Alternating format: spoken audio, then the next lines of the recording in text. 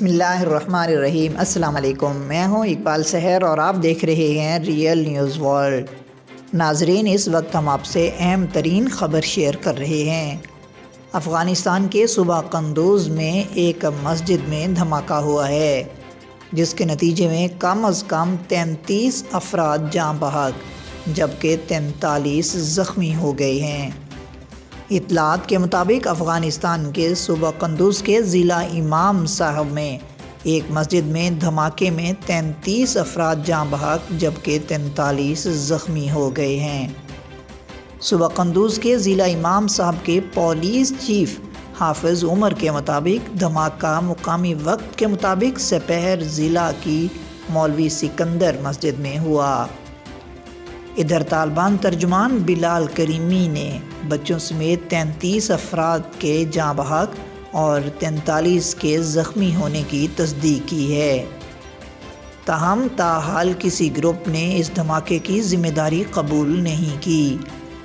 اس سے پہلے قندوز میں صحت عامہ کے سربراہ نجیب اللہ ساحل نے عالمی میڈیا کو بتایا تھا کہ دھماکہ ایک صوفی مسجد میں ہوا ہے اور جاں بحق ہونے والوں میں زیادہ تر نمازی تھے جو نماز کے بعد ذکر کے لیے جمع ہوئے تھے۔ واضح رہے کہ گزشتہ روز افغانستان کے شہر مزار شریف میں ایک شیعہ عبادت گاہ میں ہونے والے دھماکے میں کم از کم 31 افراد ہلاک جبکہ 87 سے زیادہ زخمی ہوئے تھے۔ شدت پسند تنظیم دولت اسلامیہ نے اس حملے کی ذمہ داری قبول کی تھی۔ ادھر طالبان نے مزار شریف دھماکے کے ماسٹر مائنڈ کو پکڑنے کا دعویٰ بھی کیا ہے۔ افغانستان میں طالبان حکومت نے صوبہ بلخ میں داعش کے ایک سینئر رکن کو گرفتار کرنے کا دعویٰ کیا ہے۔ باختر نیوز ایجنسی، جس پر اس وقت طالبان کا کنٹرول ہے، اس کے مطابق اس شخص کی شناخت عبدالحمید سنگر یار کے نام سے ہوئی ہے، جو کہ سابق گورنر اور بلخ میں داعش کے حملوں کو منظم کرنے کا ذمہ دار ہے۔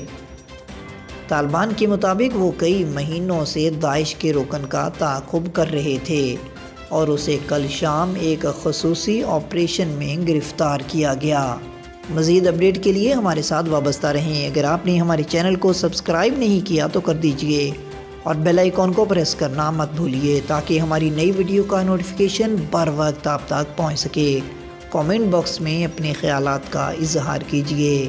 اسلام زندہ باد، پاکستان پائندہ باد۔